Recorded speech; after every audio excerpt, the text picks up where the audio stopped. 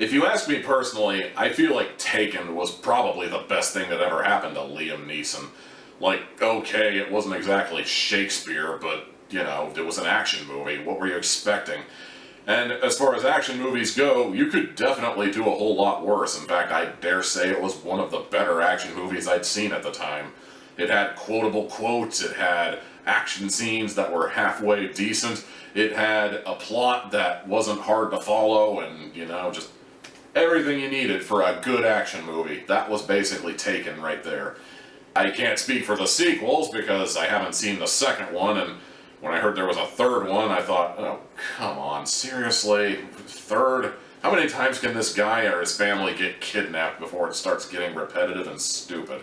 But that first Taken movie was actually pretty good.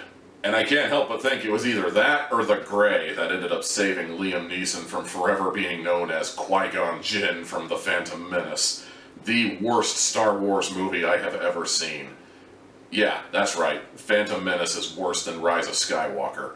I may regret singing the praises of Rise of Skywalker about a year and a half ago, but I will still cling to this much at least. It was better than The Phantom Menace. Fight me! And I'm just gonna cut that tangent off right there before I get any more hate mail, although, if I'm being frankly honest here, I seem to get more hate mail for how I position and focus my camera than I do for any of my actual opinions, so, you know, YouTube, what are you gonna do?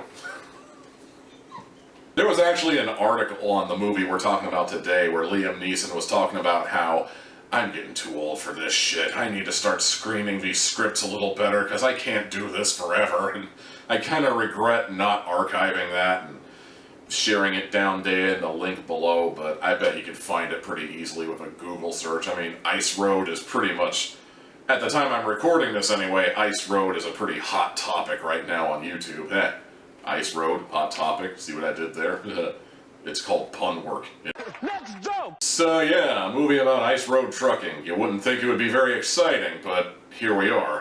Of course, on the other hand, there's probably not a whole lot of ice road trucking gigs that involve a lot of explosions and a lot of drama around saving miners, and the fact that one of the truckers has a brother in the mine that's currently sealed off and unfortunately full of gas, and they only have like 30 hours to save them, and I imagine there's not nearly as much pressure in real life, although maybe moving semi-trucks across ice patches and whatnot is probably not without its risks either, but basically what I'm trying to say here is maybe don't look for realism if you yourself happen to be an ice trucker, because, I mean, action movie, come on now.